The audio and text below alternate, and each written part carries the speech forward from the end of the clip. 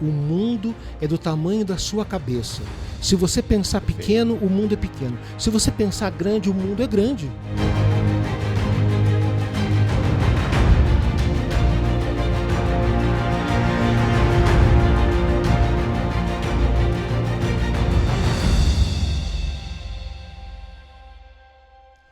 Hoje o Garagem da Indústria tem o prazer, o privilégio de estar entre a história. Vamos conversar hoje com o professor Ricardo da Costa, estamos aqui visitando, fomos recebidos muito bem. Muito obrigado, professor, pela hospitalidade, né?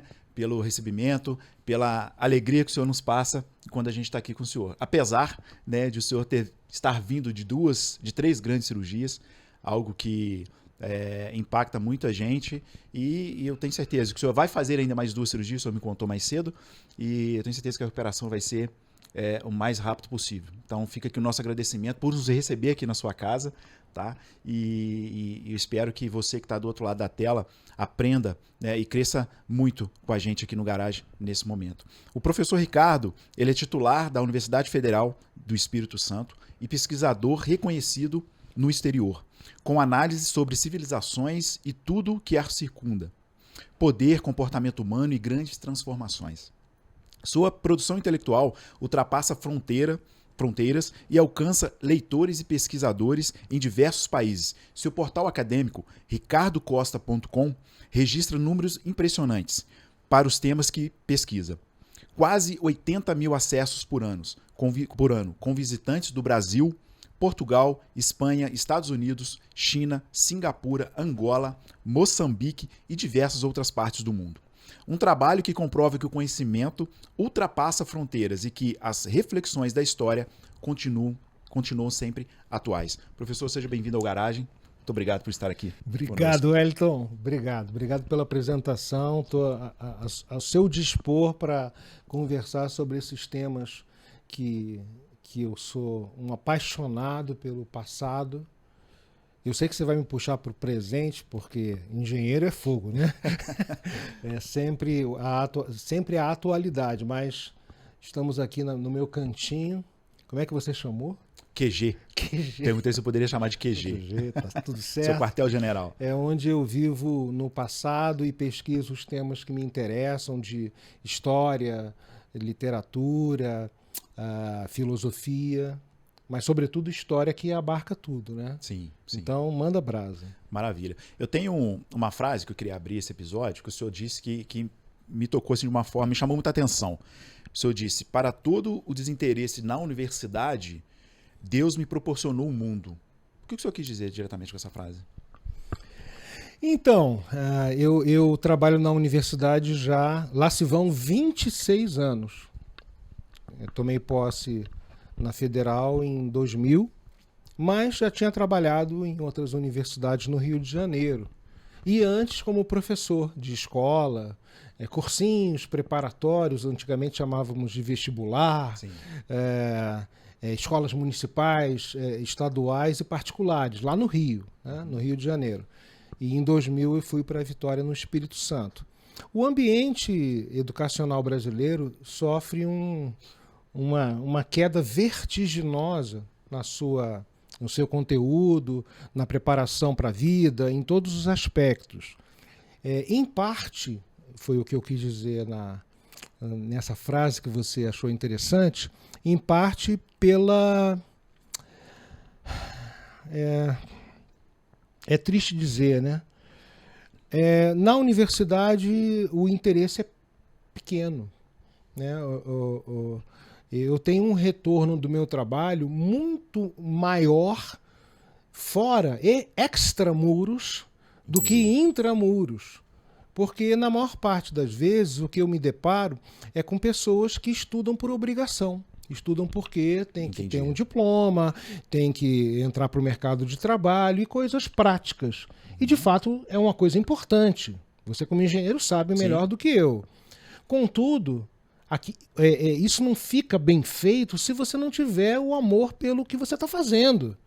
Eu aprendi desde criança que minha avó me falou uma vez: você pode ser um lixeiro, mas varra a rua como se estivesse varrendo Taj Mahal. Minha avó que só tinha o primário. Então eu fiquei com aquilo na cabeça, né? Então, assim, você pode ser um doceiro. Faça bem feito, né? Bem feito. Muito bem feito. Um padeiro, enfim. Na Alemanha tem que ter diploma para ser padeiro. Olha, Né? interessante. Então, assim, faça com amor, porque é só essa vida aqui na Terra que você tem. Tem que fazer com dedicação, com amor. E eu conto nos dedos, esses anos todos, mais de, acho que 30 anos, nos dedos, os estudantes que passaram por mim e que, tem que ler o texto tal, e lia 3 vezes mais. Entendi. Nos dedos. Isso explica um pouco, nós estávamos até conversando mais cedo um pouquinho, né? Que as universidades brasileiras caiu no ranking de qualidade perante ao mundo, né? Esse desinteresse é a causa? É uma das consequências, na verdade. A vaca foi para o brejo mesmo, da década de 90, de metade da década de 90 para cá, quando o governo, na época, se não me engano, governo Fernando Henrique, Sim. Assinou a Lei de Diretrizes e Bases da Educação, que institucionalizou a aprovação automática. Sim. Na minha juventude, começou lá no Rio de Janeiro, no governo Leonel Brizola, que incentivavam a aprovação e as escolas que aprovavam mais recebiam mais verba do governo estadual. E do Rio de Janeiro, creio eu, se espalhou para o Brasil, São Paulo e tal. E hoje você aprova indiscriminadamente, desde criança. Porque traumatiza, porque uma série de coisas que não sei se cabe aqui, mas a causa foi essa, o fim da relação causa-consequência. Se você não estudar, não passa. Simples assim. Você pode ser japonês, chinês, africano, brasileiro, norte-americano, de qualquer religião, de qualquer raça, e o que importa é se você estudou. Acabamos com isso. Então, eu recebo nas universidades pessoas despreparadas, que mal sabem se expressar, que não têm vocabulário, que não conseguem interpretar um texto. Já há alguns anos o Brasil está entre os últimos lugares, nos últimos lugares do mundo em leitura de texto. Sim. Então, assim, com essa falta de preparo, a consequência é óbvia, o descaso, né? O desinteresse. E eu recebo pouquíssimos e-mails de alunos, de pessoas da universidade, comentando os meus trabalhos, que estão todos disponíveis online. Sim, Pelo contrário, fora do mundo. Eu recebi convite para a Bolsa pelos trabalhos disponíveis. Apresentados, né? Sim. Nós vamos falar daqui a pouquinho da trilogia do senhor que está disponível na Amazon, né? Que beleza. O senhor falou de juventude. Como que era a vida? Quem era o Ricardo da Costa antes da vida acadêmica? Então, eu trabalhei durante 20 anos. 20 anos. 1980, 2000. Como músico profissional. Foi a minha primeira... Na verdade, a minha primeira opção foi ser arqueólogo. Entendi. Quando criança eu contei que ia ser arqueólogo e tal. Achei aquelas coisas de escavações de múmias e tal, fascinante. Criança. E aí minha avó falou assim... ele deve ser... Eu acho que ele vai ser arqueólogo mesmo. Não sei o que é isso e tal. Mas, assim, eu sempre estive no terreno das humanidades, artes, música, literatura, história. E ingressei na universidade em 1981, 80, em história. Só que a música me levou e tranquei a faculdade e fiquei com essa opção. Aí, quando eu vi que as coisas na música eram complexas, eu falei, vou voltar a estudar formalmente. E aí reingressei e fiz a carreira na história. E aí fui direto, né? Graduação, mestrado e doutorado, sempre na história medieval, filosofia medieval e agora também com artes. Agora que eu falo há 14 anos. Sim. E foi então com esse rompimento da música que o senhor entendeu que a história seria uma missão de vida. E curiosamente, eu trabalho hoje no Departamento de Teoria da Arte e Música da universidade. Acabei retornando por outra via. E metade do meu departamento é composto de músicos, maestros e tal. E é um mundo fascinante, né? As artes, a literatura, a música. Eu não consigo imaginar um mundo sem som, sem música, sem... Até para conhecer o passado. Uma das formas é conhecer, é saber o que eles escutavam. E é um dos campos mais difíceis. Você conseguir se acostumar com determinado tipo de música de uma época X. Eu tive, por exemplo, uma dificuldade danada há alguns anos. Eu comecei a estudar Frank Sinatra, aí descobri que as grandes orquestras, que o Sinatra contratava os maestros para fazer os arranjos e tocar e tal, foram a nata da música popular, do cancioneiro popular norte-americano. E quando eu comecei a escutar as gravações década de 40 e 50, eu achei muito estranho, porque era tudo muito lento, o andamento. E eu acostumado com essa velocidade, né? Rock. Eu sou nascido da década de 60. Eu demorei a entrar naquele ambiente tranquilo, sabe?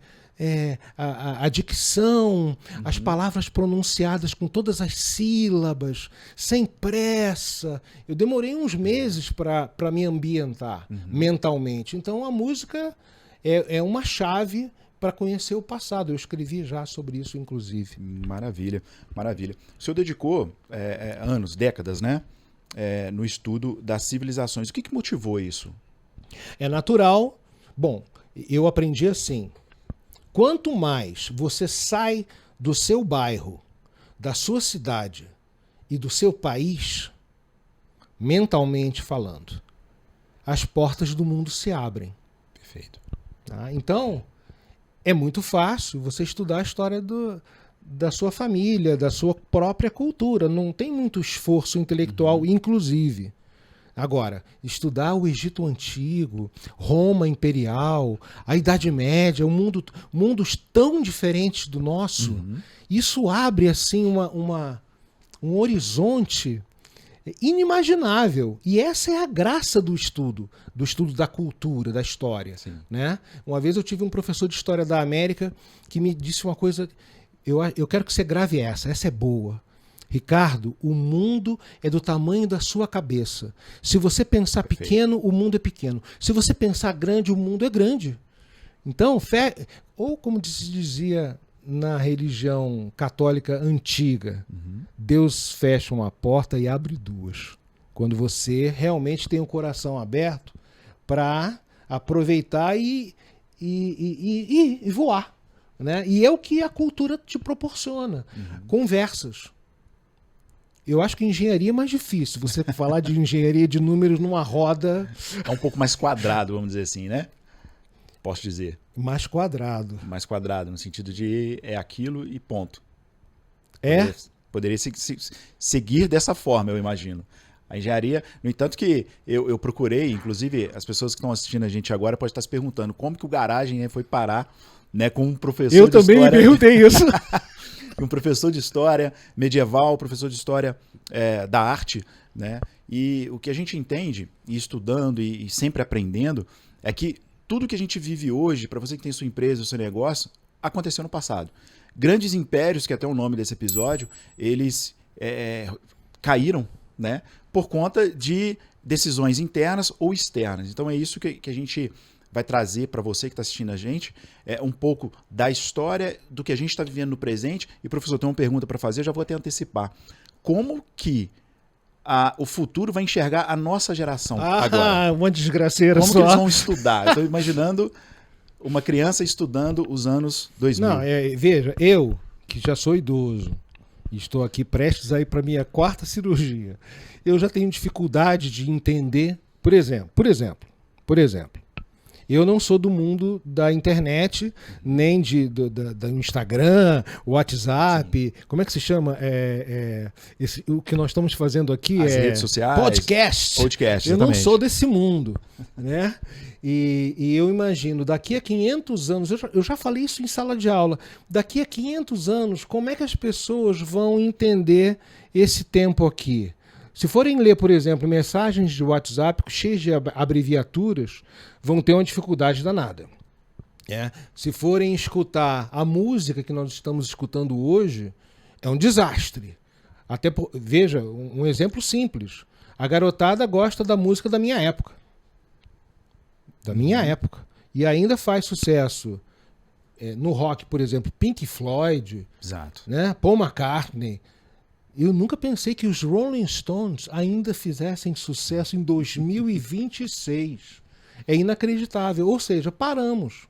Não houve uma renovação mundial no Ocidente da cultura. E é a primeira causa, Wellington, da decadência de uma civilização. É quando ela deixa de acreditar em si, na sua produção cultural, na sua que nós chamávamos antigamente alta cultura, né? Produção letrada. Vou te dar um exemplo simples. Eu escrevi recentemente um artigo com a professora catedrática espanhola sobre os conceitos de auge e decadência, né? Ascensão e declínio, que são conceitos que estão esquecidos um pouco na Inclusive, história. fala da definição, eu li esse artigo, Você leu? Fala da definição da cultura. Sim. Aliás, quero agradecer a professora, tem que falar o nome certo, porque em espanhol é difícil, Cristiano. Júlia Butiñá y Jiménez. Catedrática, lá na Espanha, que levantou o sarrafo olímpico e eu tive que rebolar para não ficar feio o negócio, né? Então, no final do trabalho, nós colocamos 2 caligrafias, uma romana e uma do início da Idade Média. A romana toda arrumadinha, as letras todas compreensíveis, a caligrafia certinha. 300 anos depois do fim do Império, garranchos horrorosos. São 2 fotos, 2 imagens, né? Então, assim, a caligrafia era, antes das máquinas, da datilografia, antes da computação, dos computadores e tal, era um indício da qualidade, do esmero com que você se dedicava à sua própria cultura. Os japoneses ainda têm isso, os chineses também, com aqueles caracteres, né? Eles são não sei quantos anos de treino para fazer aquelas letras, aqueles caracteres. Então, é um dos indícios, eu já estou antecipando, porque você falou do tema, que é o tema da queda das civilizações, né? É um dos indícios quando nós não acreditamos mais no que nós fizemos, no que nós produzimos de bom, porque porcaria todas as culturas praticaram. Nós somos imperfeitos, somos falhos, somos seres humanos, e essa é a graça de se estudar a história, né? Porcaria todas as culturas praticaram. Agora, eu fui educado a pensar nas coisas boas que o passado nos legou. Que nós podemos olhar, fizeram assim. Vamos aprender. Exatamente. Essa é uma das funções da história, embora eu ache, e aqui eu vou discordar do Wellington, que não necessariamente o conhecimento deva ser estudado com um fim prático. A graça do conhecimento é justamente quando ele não serve para nada prático. Ele não troca lâmpada, ele não conserta carro, mas todo mundo se interessa. Por exemplo, teologia. Todo mundo se interessa de onde nós viemos, para onde nós vamos, como é que foi criado o universo. E para que serve isso? Para nada. Apenas para saber. Para saber. E essa é a graça. Conhecer é bom. Dizia um monge do século XII. Se não estiver fazendo nada, leia um livro. Você vai sempre aprender alguma coisa boa. Entendeu? E eu luto aqui nesse cantinho, no meu QG, como você falou. Sim. É uma expressão militar, né? Eu estou aqui no meu QG lutando pela inutilidade do conhecimento. Para que eu estou lendo Sêneca, como você viu no artigo, Cícero? Para que eu leio história medieval? Me perguntavam isso. Cantinho, o senhor está sendo modesto, porque essa biblioteca aqui, eu acredito que dentro das escolas do Brasil, não sei se tem esse nível aqui de quantidade de exemplares e o quanto que o senhor trabalhou aqui e fora. Eu tenho medo de investigar isso. Eu acho melhor... Tem uma idade que você prefere não saber, melhor não. Mas, enfim, né? Professor, eu tenho certeza que o senhor enfrentou diversos desafios nessa trajetória. O senhor pode citar alguns que chamou mais atenção nessa história toda? Na história da minha vida? Exatamente. A deusa romana, greco-romana da inveja, no Brasil, ela floresceu, ela está orgulhosa do nosso cantinho, porque uma das coisas que nós regamos, cultivamos e apreciamos é falar mal dos outros, de quem gosta de trabalhar, por exemplo. Eu lembro quando eu ingressei na universidade, um colega disse assim: não deixe para depois Não deixe para amanhã o que você pode fazer depois de amanhã. Entendi. Não dá. Não dá. É demais. Né? É uma cultura do caranguejo. Um tá subindo, o outro puxa para baixo. Exato, exato. Você já teve isso? Já viu isso na engenharia? Já. Pelo amor de Deus. Então, quem gosta do que faz, de um modo geral, seja ele de qualquer corrente política, ele vai ter problemas. É uma guerra, é matar um leão por dia e ainda respirar que vem um leopardo. E depois, talvez, um tigre no teu encalço, entendeu? Foi o que, basicamente, eu tive... Por exemplo, uma engraçada. Logo que eu cheguei, aí entrou um aluno na minha sala. Professor, mandaram eu ter cuidado com o senhor. Falei, como assim? Por quê? Porque o senhor ri. Ué. Aí, como é que é? Aí eu comecei a rir. Falei, como é que é? O senhor ri. O que o senhor está querendo dizer com isso? Assim, muito doidos, contando, Wellington. Eu não posso contar porque ninguém acredita. É inacreditável o ambiente. Um ambiente pesado, sabe? E deveria ser um ambiente de debates intelectuais, de discussões acadêmicas com posições diferentes, para você crescer como intelectual. Sim. E não, você não pode discordar da manada. Deixa eu aproveitar o gancho, então. O senhor acha que o conhecimento ainda é um dos ativos mais valiosos do mundo? Com certeza. Absoluta. Com certeza absoluta. Eu estava comentando contigo o caso do Japão. O Sim. Japão não tem produção de gado, não tem agricultura, não tem nada. Tem o quê? A mente. Coreia do Sul. Coreia do Sul também não tem nada. Eu digo por conta da... Aquela ilha Taiwan, que a China está brigando lá para aquele de volta, acho que é Taiwan. Não tem nada. Eu digo por conta hoje, as redes sociais, tá muito superficial o conhecimento. Hoje, vídeos de 30 segundos, 1 minuto, é base para eu defender um argumento, defender uma lei, defender algo que... Nesse parâmetro. Isso assim. é o pântano. Humberto Eco disse antes de morrer, aliás, um autor que eu amo. Humberto Eco tá ali naquele cantinho ali. Depois, Cristiano, se você puder dar uma navegada pelos assuntos, Humberto Eco tá ali, ó. Ele foi semiólogo, filósofo, literato, escreveu O Nome da Rosa, que acabou virando um best-seller com Sean Connery. Ele disse que a internet deu espaço para os idiotas, para os imbecis, que estavam restritos ao boteco da entrada do Maracanã. Ficavam ali falando bobagem. Que é uma função da sociedade, né? E é normal, tá? A maior parte das pessoas não tem interesse em estudar. É natural. Não é como comer, dormir, ter relações sexuais. Não Entendi. é. Não é Estudar é o último da linha. Não existe, não é natural. Você não nasceu com vocação para ficar sentado lendo e anotando o que leu. É um esforço. E é um esforço em que, à medida que você avança, a solidão aumenta. Quem é que vai querer conversar com você sobre esses temas? Só meia dúzia. É verdade, porque não é. O público Mais solitário restrito. você se sente. E é natural.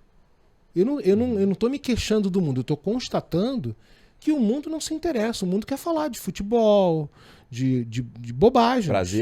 Prazeres mundanos, como diziam antigamente. Prazeres corriqueiros, que ano que vem você já não lembra mais. É normal. Passageiros, né? Agora, colocar isso na prateleira, na vitrine de uma discussão intelectual, aí não. Aí não. Tudo bem, a internet tem um lado maravilhoso. Estamos aqui, nós não nos conhecíamos. Exatamente. Quem é o Wellington? Aí você veio aqui outro dia para ver o ambiente. Sim. Aí depois minha cunhada perguntou: o seu amigo veio aqui e tal? Eu falei, não, mas eu acabei de conhecer. O que é interessantíssimo, né? Os meus artigos no site, eu recebi convites para palestrar no exterior, porque o texto estava lá. Está lá disponível. Isso tudo através das redes. Então a internet. E eu sempre falo para os alunos: faça o que você fizer, no ambiente que você estiver, tente ter um nível. Eu estava falando contigo, WhatsApp, né? Uhum. Começa a frase do WhatsApp com letra maiúscula, termina com um pontinho. Faça direito em qualquer ambiente. Ah, mas ninguém escreve assim. Dane-se. Pior para o mundo. Entende? Pra Faça. você, né? Tenha amor pela língua que você aprendeu da sua mãe. É o mínimo. Professor. Wellington, é o mínimo. Chega a ser, né? A Não, gente não fica é óbvio. Incomoda, né? Incomoda. Eu era não digo ridicularizado, mas fazia uma gozaçãozinha na CAPES, quando eu fiquei lá trabalhando um tempo, porque, eu sei que foi o professor que me mandou a mensagem, porque ele escreve tudo certinho. Aí eu fiquei, que é isso? Era um motivo de Não, de primeiro eu espanto. Como assim? fiquei perplexo. Esse doutor Ricardo escreve certinho, como assim? Escrever certinho é começar com letra maiúscula. Colocar um ponto, uma vírgula. Um ponto. Eu brinco com a minha esposa que coloca 5 pontos de exclamação nas frases. Aí eu digo assim, a exclamação é uma só, porque já é uma coisa Eu já menor. fiz isso. Eu já fiz isso. Você já fez? Eu já fiz isso. Não precisa esse exagero, entendeu? A cultura te dá a ponderação Perfeito. para você se expressar de um modo elegante. Não pode nem mais falar isso, né? Não, eu aprendi na pedagogia também, não pode corrigir. Se o menino falar Flamengo, tá certo. Como assim? Não, porque o ambiente cultural dele fala assim. Não, tá errado. A frase não foi... Não, palavra não foi criada dessa forma, né? Então, E olha que eu não sou Flamengo, hein? Mas professor, assim, o que diferencia pessoas que constroem legado intelectual, o que o senhor está falando aqui agora, das que apenas acumulam informações? a diferença é a posteridade. Cícero fala isso, né? Vão se passar 50 anos depois da nossa morte, ninguém mais vai lembrar da gente. E essa é uma consequência, né? Você não escreveu nada. Você não deixou nada registrado. Então, é natural. Até no Brasil é pior, né? Porque no Brasil nós só sabemos a nossa família, até os nossos avós. No máximo o bisavô. Que você Tataravô. ouve falar também, assim, né? Ouve, mas assim, poucos pesquisam a história da própria família, que é o início do interesse histórico. Pesquisar a história da sua família. Então, em 2 gerações, o que nós escrevemos, por exemplo, eu citei Cícero, Sim. viveu no século I a.C., está aqui tudo publicado e sendo traduzido, Perpetuado. perpetuado. É claro que estou falando aqui do Olimpo, né? De um nível Não, é porque estratosférico. é interessante, Wellington, é interessante como eu fui educado. Sempre pensar a melhor perspectiva e a mais elevada para você usar como parâmetro, como exemplo. Perfeito, perfeito. E não, Ótimo. entende? Você da engenharia, você vai imaginar um grande engenheiro, O sarrafo mais alto possível, né? mesmo que você não chegue aos pés, mas você tem aquilo como horizonte. Que vem um pouco do que o senhor falou da mente, né? Se a nossa mente enxerga, se você pode enxergar, você pode chegar, vamos dizer assim. Você cria a sua empresa, você teve um modelo na cabeça. Exato. Alguém que te inspirou. Não sei quem, mas alguém te... Puxa, vou fazer. Quem sabe dar certo? É verdade. Não é? O senhor me lembrou agora, voltando ao passado, né? Inspirações. Eu tenho como inspiração, até mesmo para podcast, o Joel J. Tive a oportunidade de conhecê-lo. Joel J. Joel J. Sim.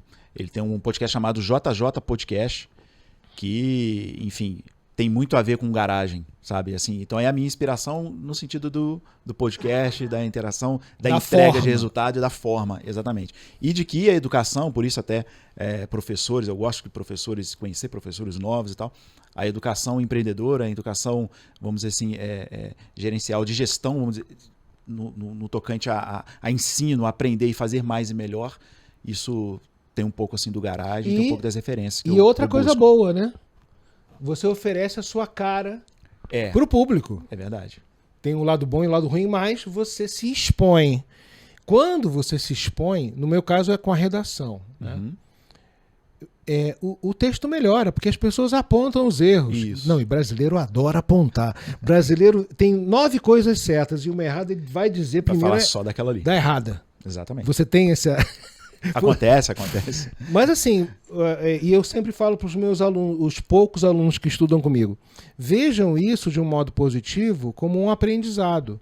Por mais que a pessoa esteja com maldade, malícia, né, você pode encarar de um modo positivo que isso vai te servir para te fortalecer. Perfeito. Porque normalmente, no nosso caso brasileiro, você né, se enfraquece, você... Puxa. Desmotiva, né? Desmotiva. Eu estava querendo encontrar o verbo desmotivar. Se desmotiva. Se desmotiva. Não. Tem que ser o inverso. Tem que ser o inverso. É como se Deus estivesse dizendo, olha aqui, ó. Essa casca de banana, aprenda para na próxima você não escorregar.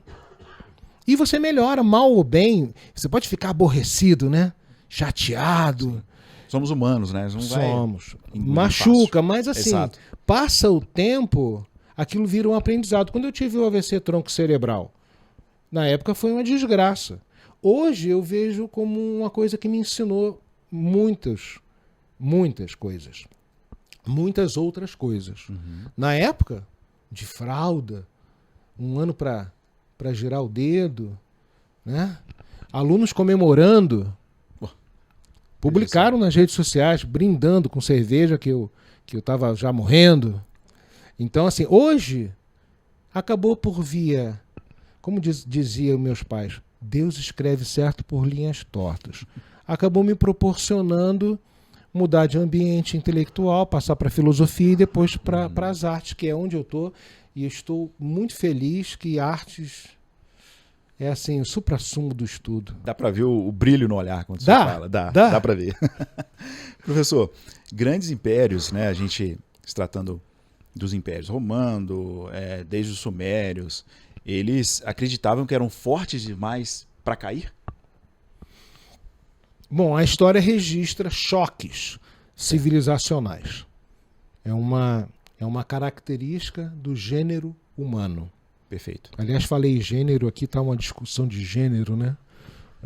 Gênero é homo, humano, né? Homem humano. Então, na história, nós sabemos de grandes choques civilizacionais. Para eu me restringir aqui ao meu cantinho, as guerras gregas entre as cidades-estado, as guerras com o Oriente da Grécia, que é o grande choque civilizacional do início, né? Oriente e Ocidente, que hoje está novamente em voga, infelizmente. Depois, o choque dos romanos com aquelas dezenas e dezenas de tribos bárbaras, que acabou transformando o império e criando e surgindo a Idade Média. Depois as grandes navegações, que também trouxeram um choque europeu com África, europeu com Ásia, e a descoberta das Américas. Sempre choques, com aspectos positivos e negativos, né? Depois o imperialismo britânico na Índia. Enfim, esses choques, eu não... Até onde eu estudei, infelizmente, parece que está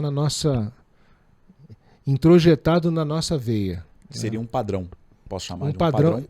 Isso com certeza. Padrão histórico. Por que acontece é uma grande discussão. Mas desde aquela época até hoje. Até hoje. Eu falei na minha defesa de mestrado e o professor não concordou que o homem pré-histórico saiu da caverna, já deu uma cacetada no outro. Já deu uma...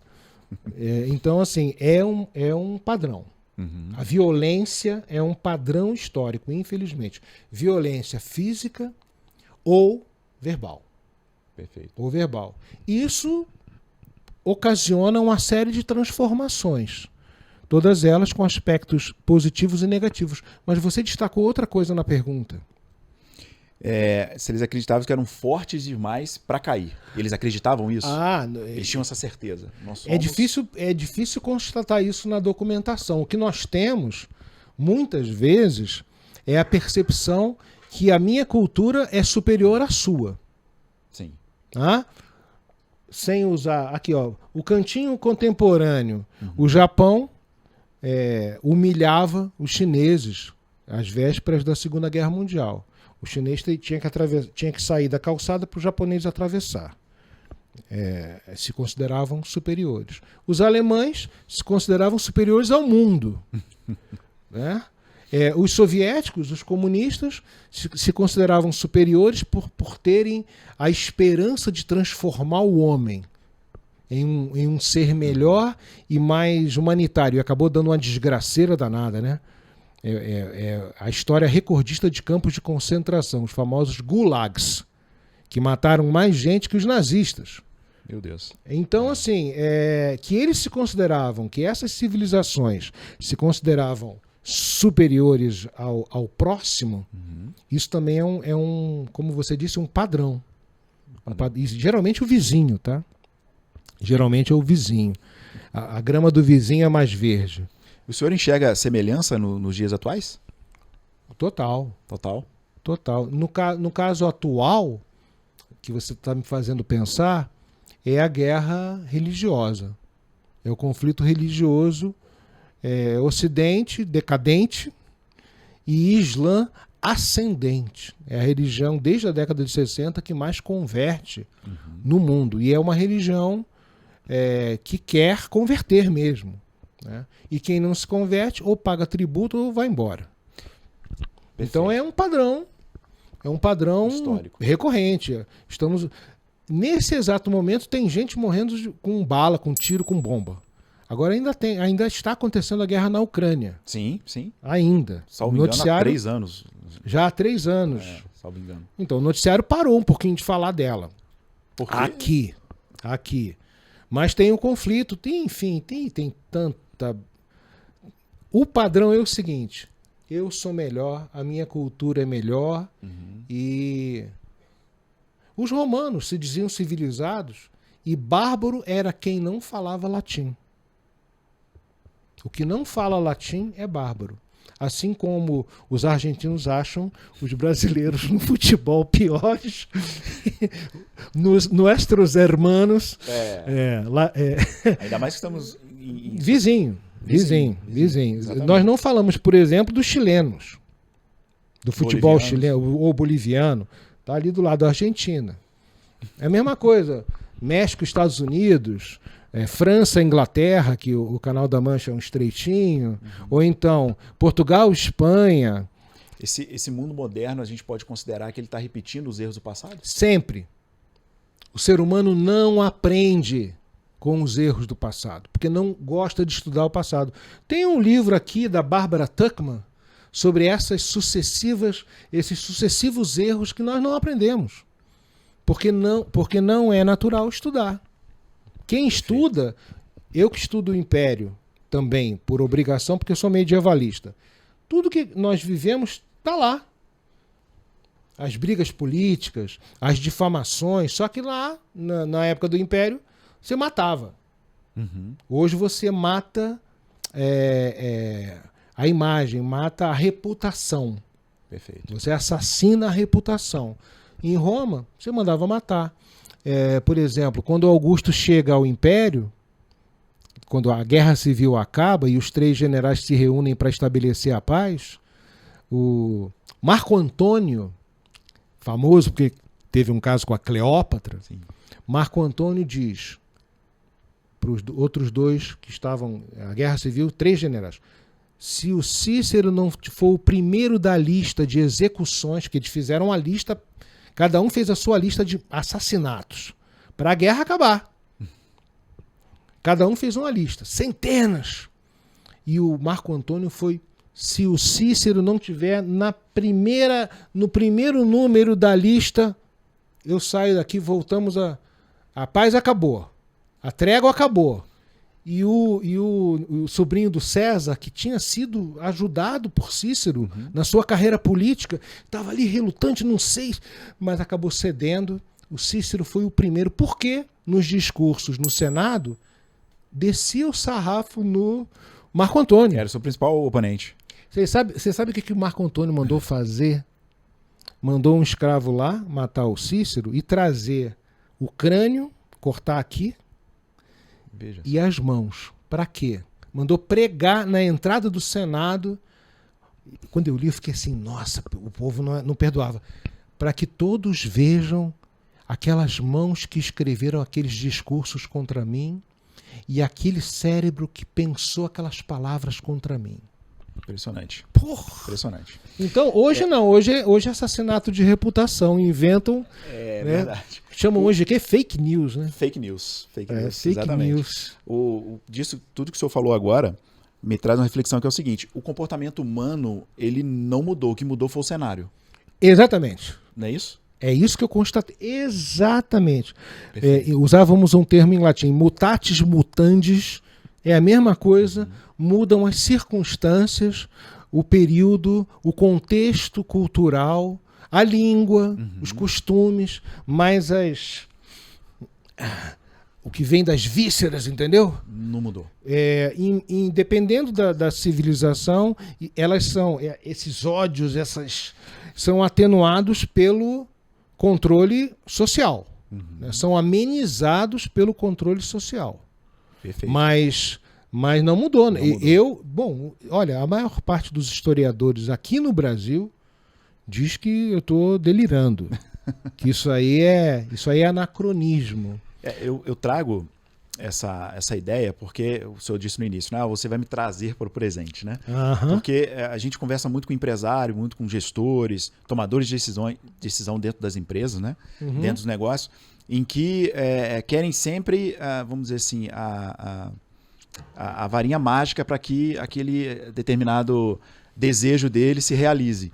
Mas acontece que a história prova isso para nós, não tem mágica. Que existiu erros no passado e que a gente está repetindo esses erros. Então, um pouco do que a gente vem trazer é por que existiu no passado e eu sei que existiu e eu estou repetindo. Falta de conhecimento. Simples assim. Falta de conhecimento. Forte. Forte. Não precisa voltar muitos séculos como eu faço, né? Porque é o meu métier, digamos assim. Basta estudar a história recente do nosso próprio país, no século XX. Nossa, quantas coisas se repetem. Ad infinitum. E não muda. E não. Nós perdemos vários bondes. Né? Eu lembro quando teve uma censura brasileira contra a importação de computadores, o controle informático. Foi 70 e poucos. Não podia. Ou então, quando veio o celular, esse negócio ao mesmo tempo maravilhoso e diabólico, né? A telefonia era estatal e o PT votou contra. Contra o progresso. Eu lembro que telefone era um bem móvel, era um bem particular que você vendia a linha. Custava terreno, né? Eu tive um dia vender escondido o meu telefone, o meu número de telefone, numa agência bancária, porque era proibido passar para outro. Então, assim, nós temos um delírio, parece, um afã de controle. Nossa, quantas constituições nós tivemos até hoje? E não seguimos. Tá escrito ali, mas é letra morta. É letra morta. É um livro. Eu já tive uma reunião departamental que um colega virou para mim e falou assim: aos amigos tudo, aos inimigos a letra morta da lei. Falou devagar, eu gelei. Um acadêmico desconsiderar a lei. O que vale é a relação pessoal e a subserviência. Entende? Então, assim, se repete muito na história brasileira. Essa mistura do público e do privado, em que consideramos privado o que é público. Os romanos tiveram esse problema quando acabou o Império. A única instituição que permanecia com a ideia, que é uma abstração difícil de entender, Wellington, isso é uma coisa pública. Você não encontra com a coisa pública na esquina, certo? É uma abstração. Isso eu não vou fazer porque não é meu, não é privado. O bem da maioria prevalece sobre o interesse individual. Isso é um elemento civilizacional. A Igreja Católica no século deveria ser assim. Obviamente, né? Não, mas lá fora melhora um pouco, tá?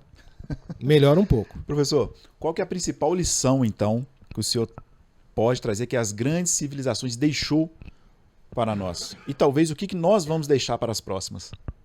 Samba e carnaval. É a nossa grande herança. E tem outra peculiaridade anatômica. Uma palavra africana, a bunda. É a palavra africana. De herança, nossa, quando eu estudava, tinham as coleções. A história da civilização brasileira. Década de 60, 70. Uhum. Eu tenho um pessimismo. Bom, estudar te deixa pessimista. Tá? Além de solitário, Perfeito. você tem uma certa precaução em anunciar a boa nova que se avizinha. Porque eu imagino que há uma contradição do que está escrito no que você estudou com a realidade? Seria por conta disso? Não, porque como os erros se multiplicam e são recorrentes... Olha, um autor que eu não sou fã, mas tive que ler, que a esquerda adora, é o Marx. Sim. Ele diz que a história se repete como tragédia. É uma frase boa. Ele era um ótimo frasista, embora copiasse muitas frases. Eu li nos Intelectuais do Paul Johnson, tá por aí. Perfeito. Ele plagiava frases boas de outros autores e ele escrevia bem. Né? Aliás, o segredo é escrever bem. E se expressar bem, você consegue. Né? Então a história se repete como farsa. E os romanos tinham uma expressão para isso, Wellington. O mundo é um grande teatro e nós representamos papéis.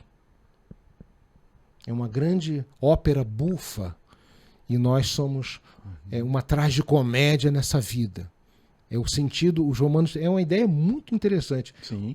O mundo é um palco e você representa um papel. Aqui você como apresentador, em casa como, sei lá, filho, pai, marido, nós representamos diferentes papéis.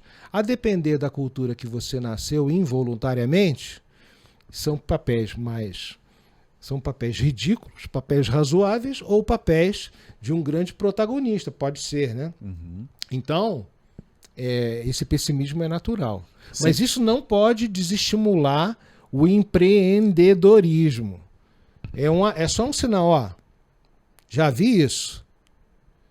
Vamos melhorar. Vamos melhorar. Ótimo. Tá? Eu vi o Cristiano arrumou ali o tripé. Aí, só que um dos pezinhos estava na direção do pé dele. Aí, se ele fizesse assim, ó, pic, derrubava. Aí eu fui lá, deixei pro pezinho ficar livre. Então, assim, é a experiência que você adquire lendo. Não é só com a vida prática.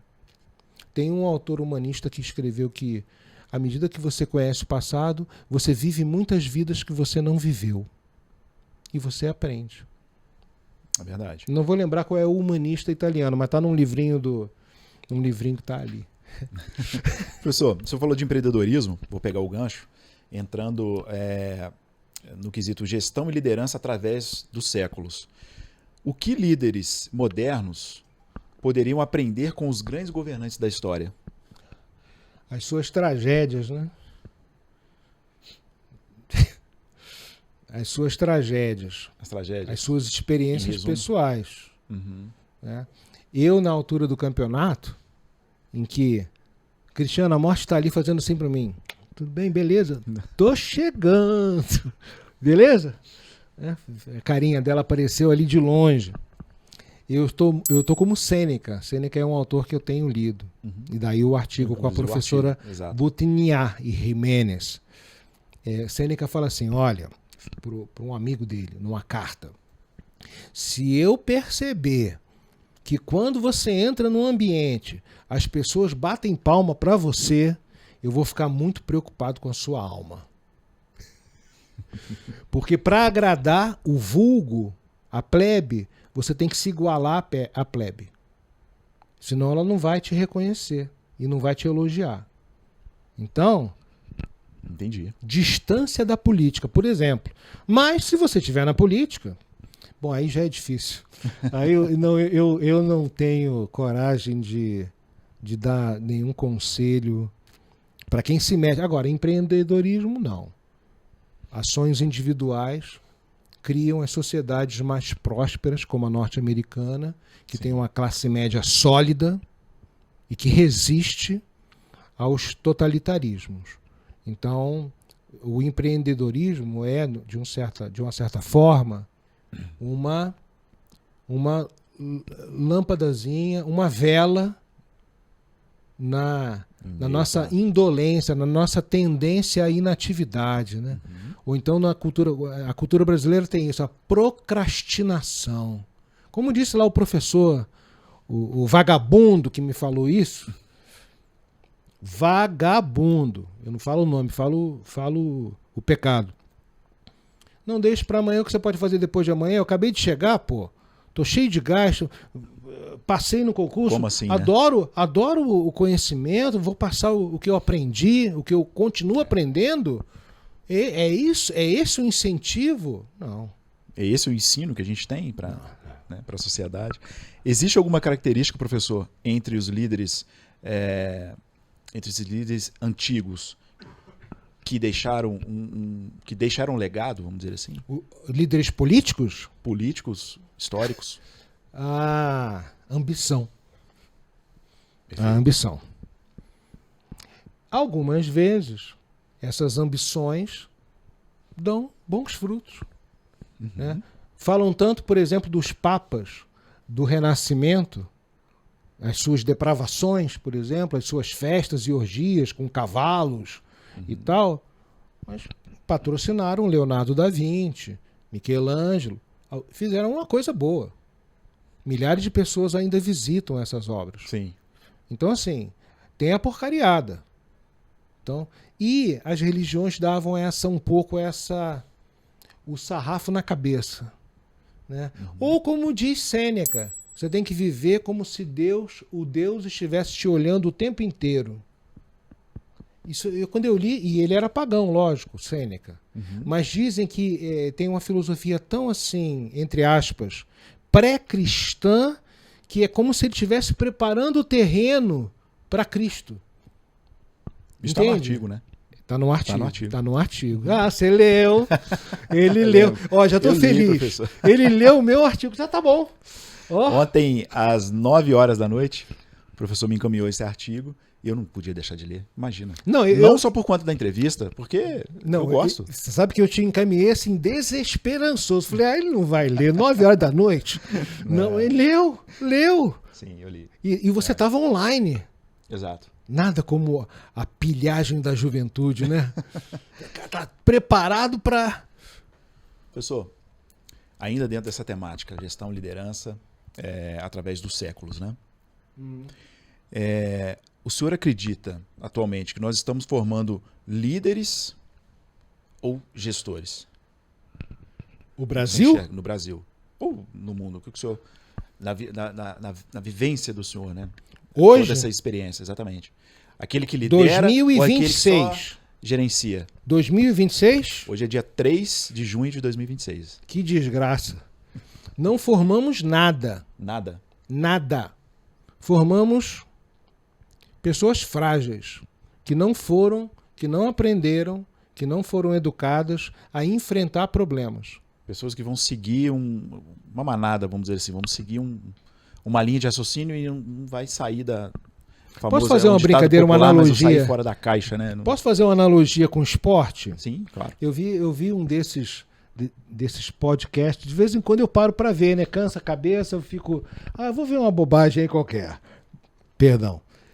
Aí tem lá uma entrevista com aquele jogador de futebol que foi a última seleção que foi campeã 2000 e... Foi a Argentina, salvo engano, né? Não, o Brasil, o último campeão. A seleção 2002? 2. Isso. Que tinha um monte de número 1 do mundo, né? E o rapaz... Sim, a seleção brasileira em 2002 tinha 5 campeões... 5 melhores jogadores do mundo. E aí o rapaz que era reserva disse assim, rapaz, com 5 foi difícil pra caramba. Agora essa geração aí que está preocupado em pintar cabelo e fazer unha, sobrancelha, você acha que vai ganhar alguma coisa, cara? Então, assim, nós perdemos, foi um dos bondes que nós perdemos, né? Essa capacidade de dizer não. E a educação fala, você não estudou, faz de novo. Faz de novo. Repita o ano. Eu não posso passar uma pessoa que não sabe fazer conta, que não sabe nada. Na minha época, e não é, historicamente é ontem, equivale a ontem, né? Se você ficasse reprovado em uma matéria, você reprovava em todas. E repetia o ano. Olha só. Prova sem consulta. É uma pergunta até vergonhoso eu fazer essa pergunta. Existia isso, professor? É até um pouco de, né? A gente sente até mal. Era assim? Existia. Hoje... Não só existia. Por exemplo, eu tive prova no primeiro grau, prova individual. A turma ficava esperando do lado de fora da sala, entrava com o professor. Eu lembro de uma de anatomia. Tinha um esqueleto real. Aí você tinha que falar o nome dos ossos todos. Era prova sem consulta. Oral. Então, assim, você é treinado a enfrentar o negócio e pensar na pressão e responder na pressão. E isso é fundamental para a iniciativa. Para o empreendedorismo, você ter a capacidade de reagir a situações adversas. Né? Isso me lembrou o professor Clóvis de Barros, né? Ele fala, tenha culhão, né? Senta a bunda na cadeira e estuda. Né? Ele fala dessa forma. É isso, nada. Ou Tom Jobim. É 1% de inspiração e 99% de transpiração. Você tem que ficar ali, ó. E vai, e treina. Entendeu? E no meu caso, lê um texto, anota à mão as palavras que não sabe no dicionário, você ganha vocabulário. Perfeito. E aí o próximo texto você já tem gramática, já tem uma linguagem mais diversificada. É treino. Nada é fácil. É difícil. Mas as famílias não falam não. As escolas aprovam. Como é que você vai formar empreendedores? Como é que vai formar? Gente com fibra. Porque você sabe muito melhor do que eu. Administrar é difícil. Você lida com seres humanos. O ser humano é difícil. Certamente. Você já deve ter lidado com... Já. Ele agora me olhou de um jeito assim, lembrou de um monte de histórias de sofrimento que ele passou. Então, assim... O que destrói? Então, pegando esse gancho, o que destrói uma organização? A incompetência ou o ego? Ambos. A incompetência, o ego, a inveja e a concorrência desleal internamente. Como nós chamávamos o fogo amigo, que eu vi muito. Fogo amigo. Então... É saber administrar, ter transparência na administração e que todos entendam os seus critérios de decisão. Quais são os critérios que te levaram a tomar aquela decisão? De modo simples, direto, qualquer pessoa entenda. Perfeito. O analfabeto tem que entender. É o mesmo princípio para a cultura. A redação... O que você leu ontem? Você nunca tinha lido nada sobre o assunto, eu imagino. Não. Mas você entendeu. Então, os gregos defendiam clareza, transparência e objetividade na redação. Escrever é cortar e deixar o essencial. Na propaganda é assim também. Né? Então, não formamos. Já há uns 25 anos. Não formamos. É duro escutar, mas é uma realidade, né, professor? Você... Imagino que eu não esteja falando algo muito desconectado do que você conhece. Não, de forma alguma. De forma alguma. Eu queria trazendo um pouco, lembrando um pouco da Idade Média. O que poderia ser aplicado da Idade Média hoje, nas empresas, na vida? O que o senhor... Se teria algo que a gente pode... É difícil, porque a Idade Média foi um mundo agrário, não havia máquinas, as pessoas tiravam... todo o esforço... encontrei. A dedicação com que eles faziam as coisas, mesmo em uma situação cotidiana muito adversa, sem vacinas, sem máquinas, sem conhecimento científico que estava sendo pouco a pouco descoberto. Estou lendo um livro agora sobre ciência, muito interessante, de um inglês. Sim. Comprei uma edição espanhola. E imagina você pintar o vidro de uma janela de uma catedral. Essa janela tem 10 metros de altura. E lá a última figura humana é pintada com a mesma dedicação e paciência que essa que você está vendo aqui. Mas ninguém vê. Mas está lá. É verdade. 10 metros de altura, eu vi. Os romanos faziam assim também. Os obeliscos, os arcos do triunfo, esculturas com 10 metros, 15 metros de altura, estão lá. Como essa aqui. Então, assim, o que a Idade Média e o mundo antigo, os mundos pré-industriais podem oferecer para o homem contemporâneo é esse amor ao que você faz. Entende? Você vai fazer aquilo da melhor maneira que você aprendeu. Que não vai ser excelente, mas você deu o seu melhor. Então você imagina uma cidade, imagine, Juiz de Fora, só com casas de estuque, de madeira, casebres, só plantações agrícolas pequenas, gente simples, e construíram, por exemplo, uma catedral de 100 metros de altura, pesando toneladas e toneladas. Teve um engenheiro que me explicou que o subsolo, a estrutura embaixo, tem que ser muito maior para suportar. Mais profundo. Ele me explicou, eu fiquei com isso na cabeça, como se fosse um iceberg com uma pontinha e embaixo. Exato. E eu falei, nossa! E enormes, fabuloso, de pedra, com vitrais, com esculturas, com afrescos, com pinturas, tudo feito com amor. Dedicação. E envolvendo a sociedade toda. Recentemente eu li um livro, estou lendo ainda, relendo partes, de um autor brasileiro sobre São Luís, um rei francês do século XIII. E ele foi lá carregar tijolo junto com o povo para levar para a construção. Mais ou menos como eu fiz aqui na minha casa. Eu estava de licença, vim trabalhar com os pedreiros. Para eles verem.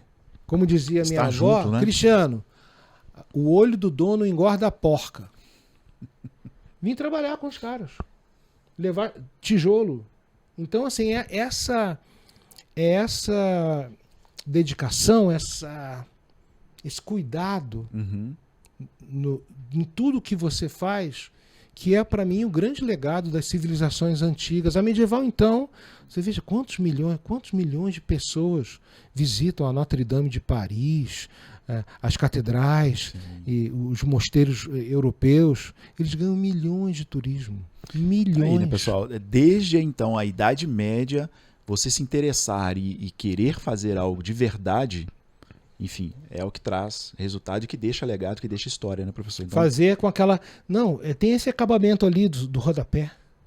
Entendeu? Olhar... Deixar aquele detalhe. Entende? Nos detalhes, que aí transparece o amor. Você falou que meu olho brilhou em algum momento aqui.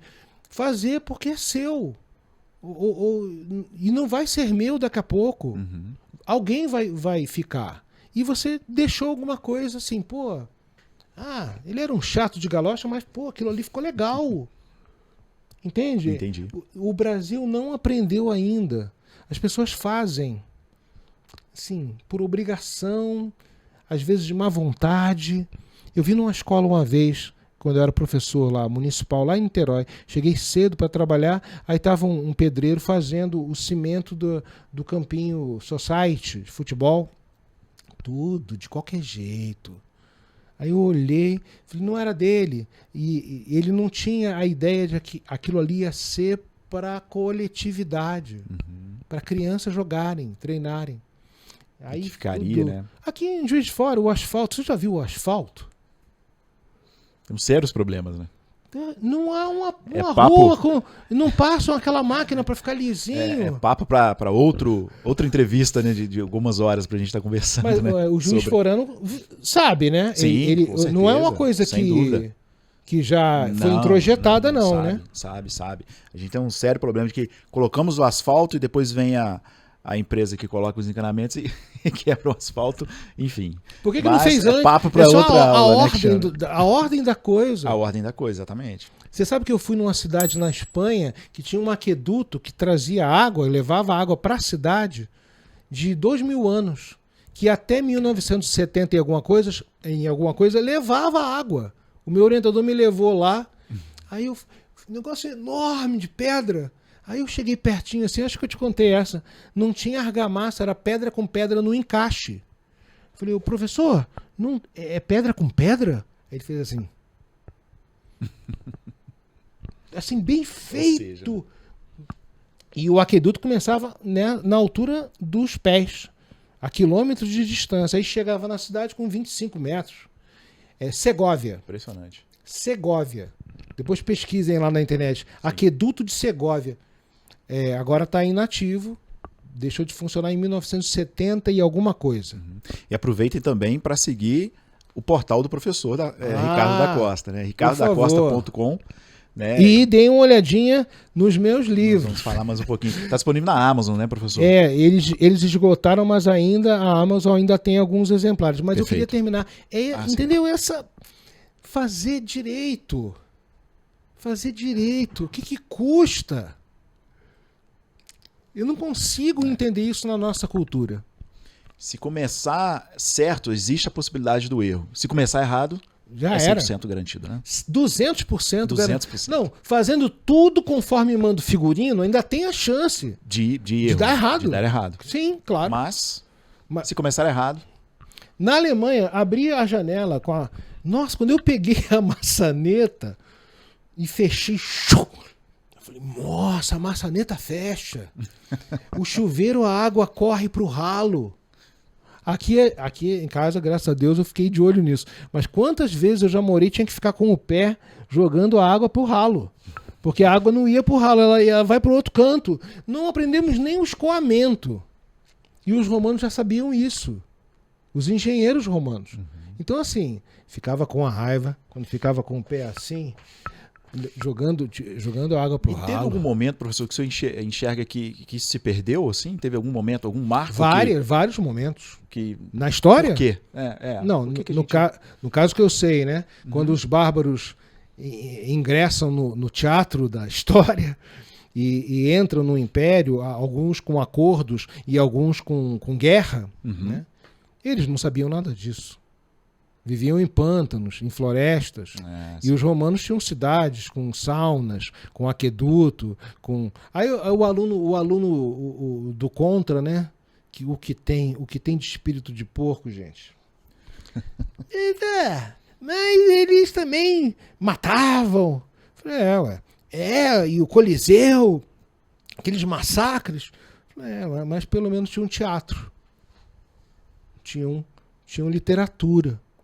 Eu fui num teatro em Tarragona, na praia, de pedra.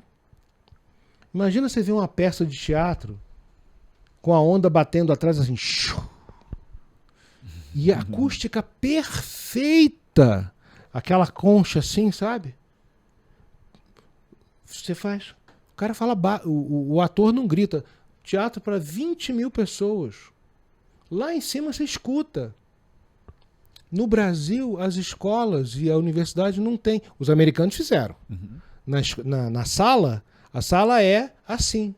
O professor fica mais baixo e o aluno numa concha. A acústica é perfeita. No Brasil é raso, a voz vai e volta, você fica rouco com um mês.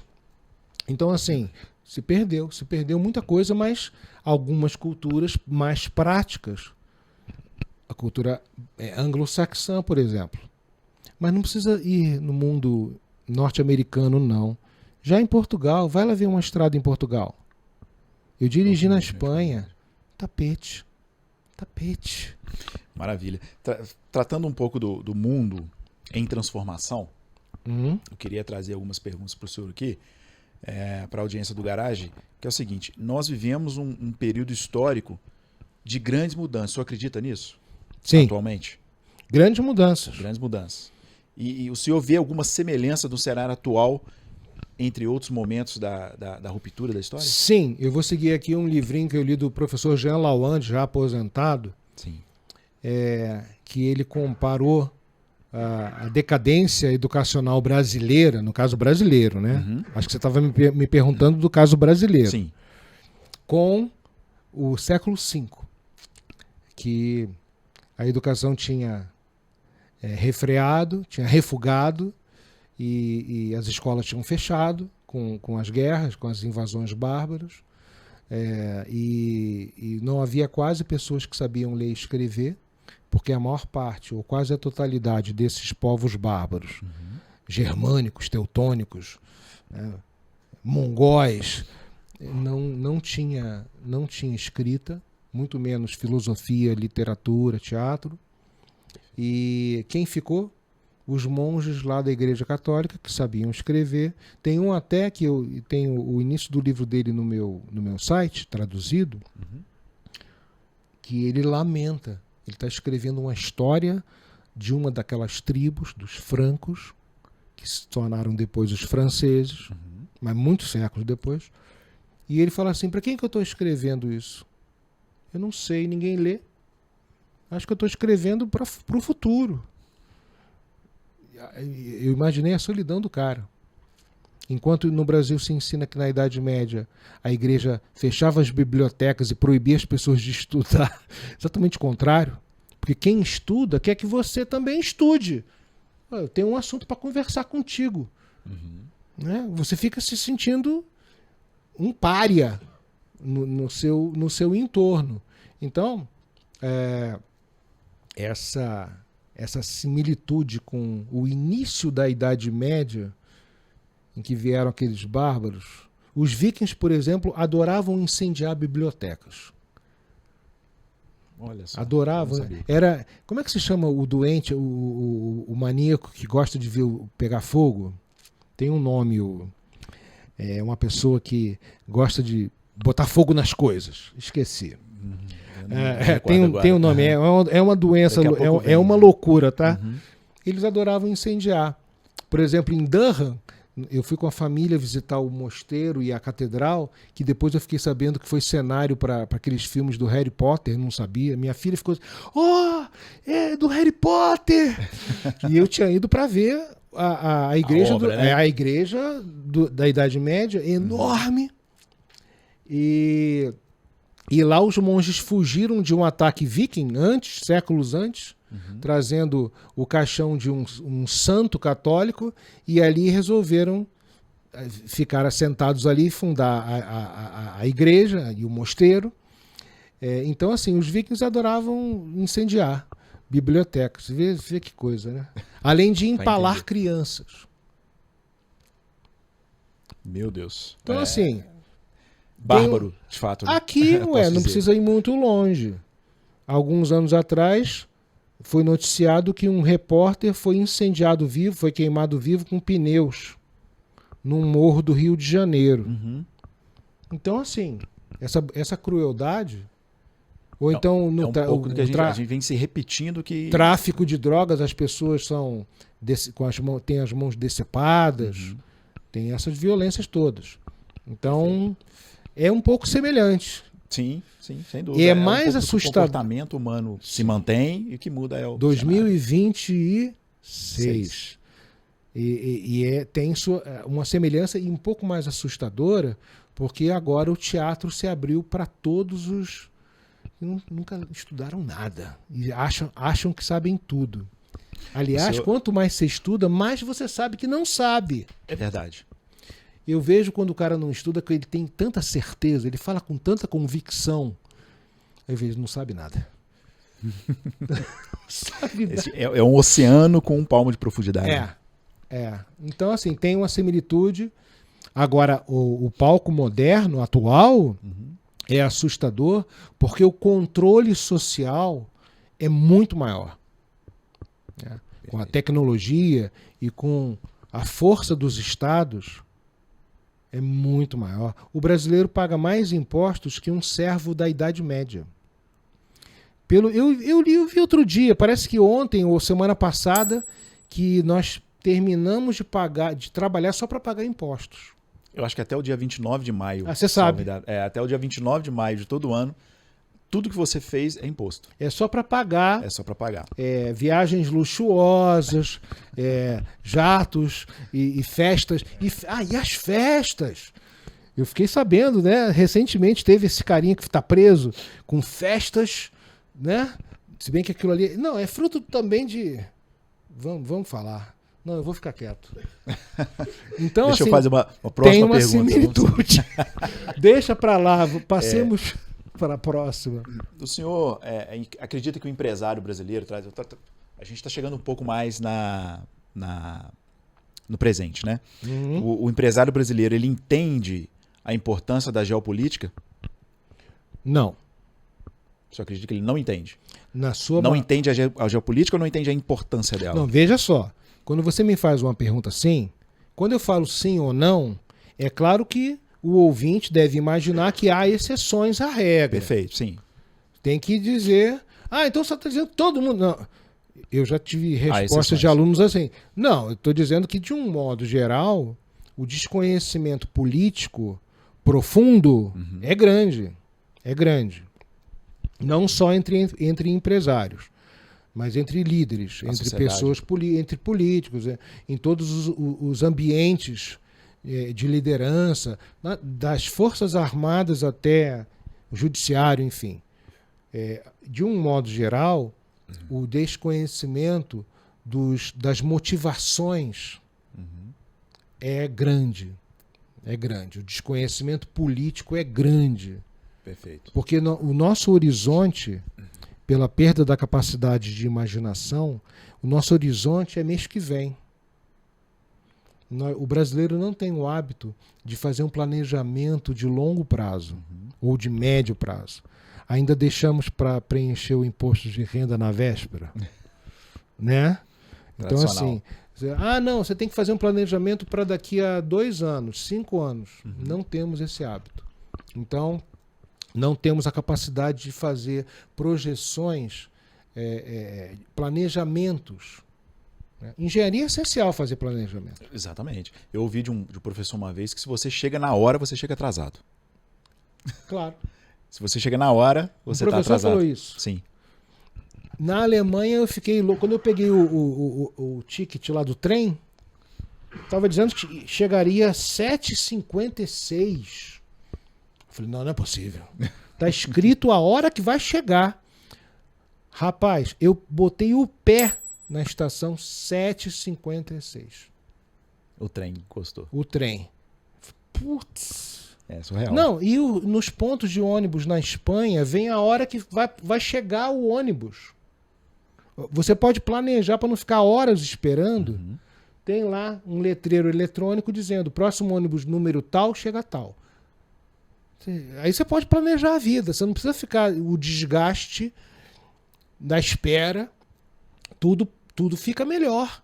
Nós não temos isso.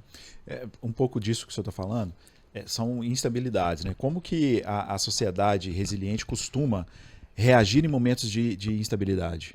As sociedades resilientes? Sim. As sociedades resilientes se preparam. Perfeito. Aguentam o tranco. Perfeito. Podem vir adversidades. Uma guerra, por exemplo, uma guerra externa que afete a bolsa de valores, que afete a moeda, que afete a compra e venda de produtos. Pode acontecer. Mas você tem que ter um preparo. Ou na sua vida pessoal, você tem que ter uma reserva de dinheiro. Tem que deixar guardado aquilo ali. Não vou mexer. Não sei o que está precisando. Não vou mexer. Não existe. Esse dinheiro não existe. Foi suado, está ali guardado. Acontece alguma coisa. Eu vou ter agora 2 cirurgias. Eu tenho plano de saúde, mas tem gasto. Exato. Tem que pagar o anestesista, tem que pagar isso. O transporte, tem carro, tem gasolina, tem a mensalidade, tem prestação, tem que ter uma reserva. Você tem que ter essa previsão. nós não temos. Professor, dentro disso tudo que a gente tem falado nesses poucos minutos aqui, eu acredito que quem está assistindo a gente agora dentro do ambiente onde nós estamos e dentro da profundidade que o senhor traz, qual o hábito intelectual que mais contribuiu para a trajetória do senhor? A constância do estudo. Eu já tenho visto pedagogos dizendo, agora que estão finalmente descobrindo que o importante é escrever à mão. Alguns países nórdicos já voltaram nas escolas, com escrever à mão. E proibição de eletrônica. Sim. Todo dia um pouco.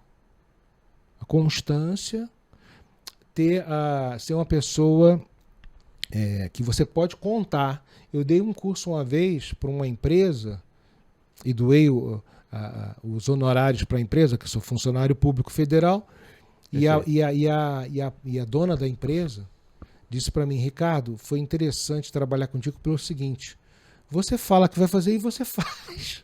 E você faz. Falei, pô, mas isso é o mínimo. Não, mas o negócio de 1 ano e você fez, nunca faltou, sempre, entende? Ter essa determinação. Quem vence não é desde a Idade Média lá, né?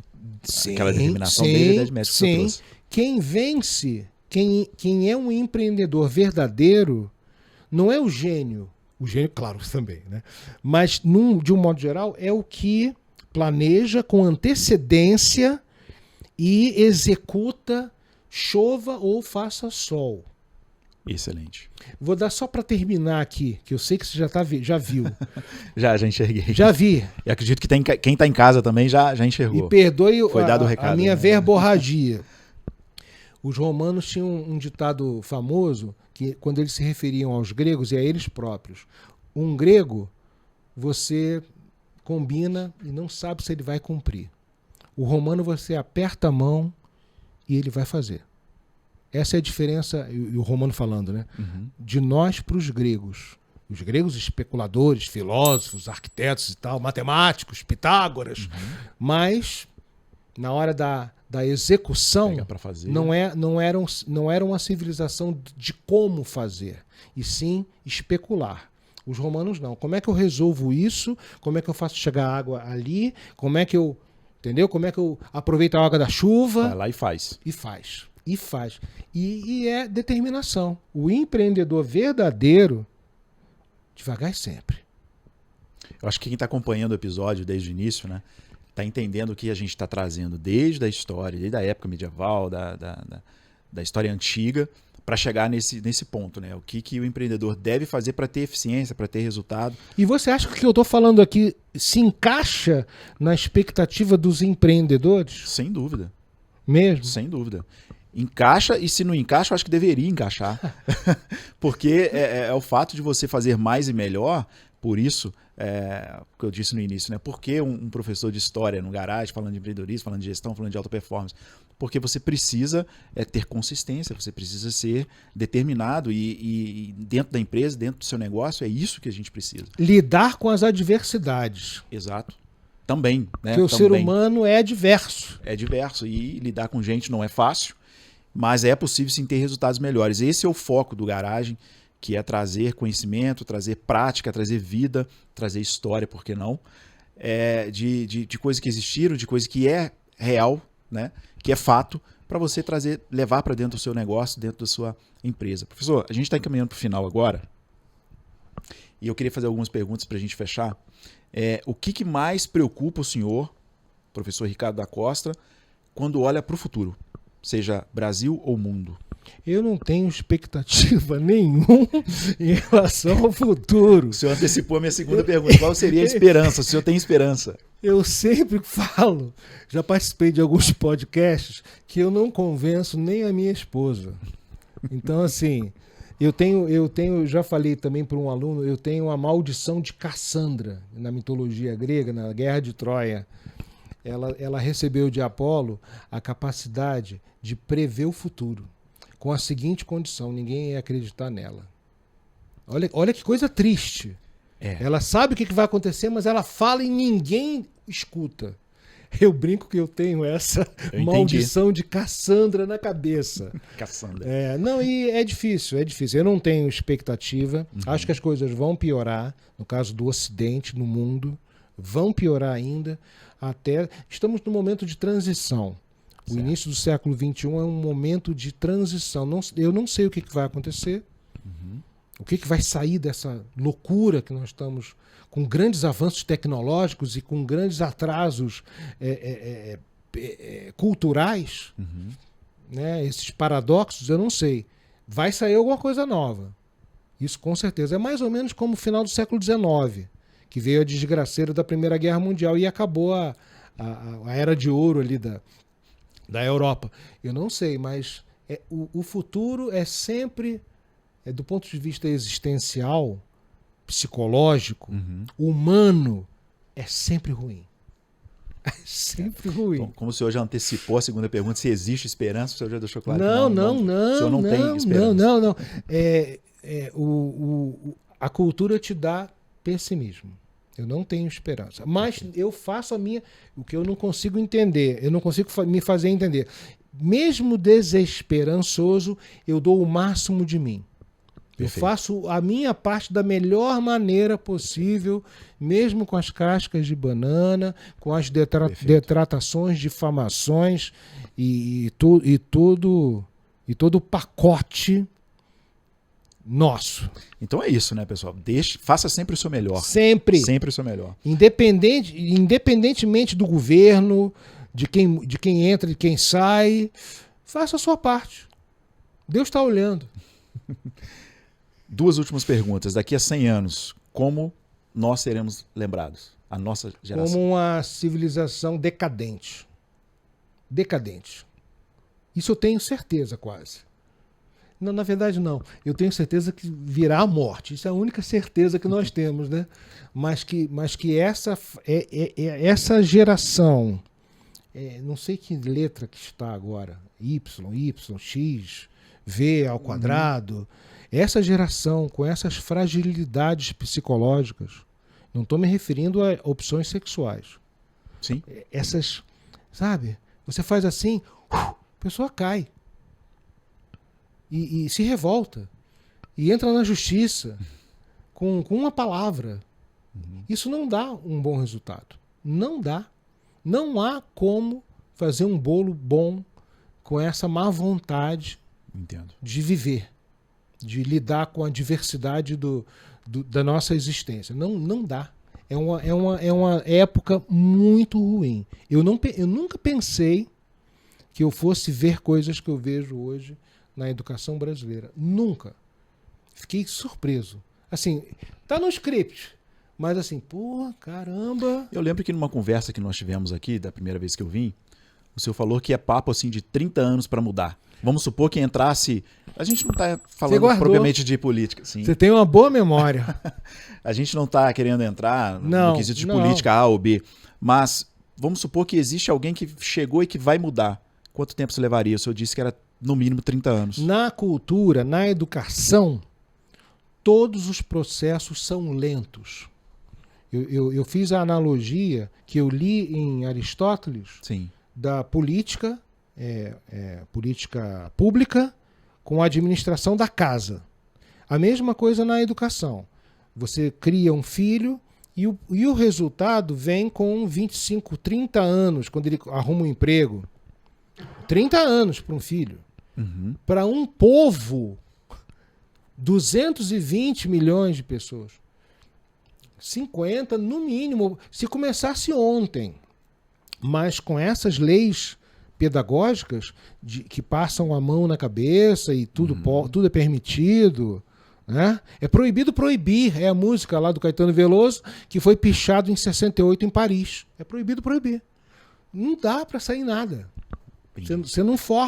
Você não forja gente que faz, entendeu? Que apesar de todos os problemas faz. Não enfrenta forja. Todos os desafios. É gente frágil, é gente que não... Professor, antes da última pergunta, é uma pena, a gente tem um tempo limitado, né? Eu queria apresentar aqui a sua trilogia, né? Ah, é? Deixa eu pegar aqui. Delírios. Ó. Delírios Deixa da eu te Idade ajudar, Média? deixa eu Sim, te ajudar, obrigado. porque o amor se preocupa. Vou pegar um, tá? Sim. Peraí. Olha lá. É uma trilogia que está disponível na Amazon, né, professor? Esgotou, mas está disponível na Amazon. Tá. Impressões da Idade Média, Visões da Idade Média e Delírios da Idade Média. É uma trilogia. O editor queria uma quadrilogia, mas eu falei, não, trilogia é mais bonito. É uma pirâmide, é o Pai, Filho e Espírito Santo. É mais bonito que 4. Então, quem quiser, né, logicamente, conhecer um pouco mais do trabalho do professor, o portal dele é ricardocosta.com. Obrigado. Né, acessa, professor. Antes da última pergunta, muito obrigado por nos receber aqui. Muito obrigado mesmo. Assim, é uma honra poder conversar com os maiores historiadores Foi divertido. do Brasil. Espero. Muito. Eu acredito que quem está em casa também tá divertido. Aprovou, vai aprovar, né? E, mais uma vez, desejar sucesso na próxima cirurgia. Eu sei que o senhor vem de 2 cirurgias agora recentes, 3 cirurgias, né? E vai fazer mais 2. Então, a gente deseja melhoras para o senhor. Que isso tá tudo bem, tá tudo bem. E que nós podemos voltar um dia após a cirurgia para conversar mais sobre aí vai ser um churrasco. Pode ser um churrasco aqui embaixo. Ótimo, tá? Perfeito. Muito obrigado. Perfeito. Espero que os espectadores do seu garagem ou da sua garagem, Sim. você prefere masculino ou feminino? Garagem da indústria. A garagem da indústria.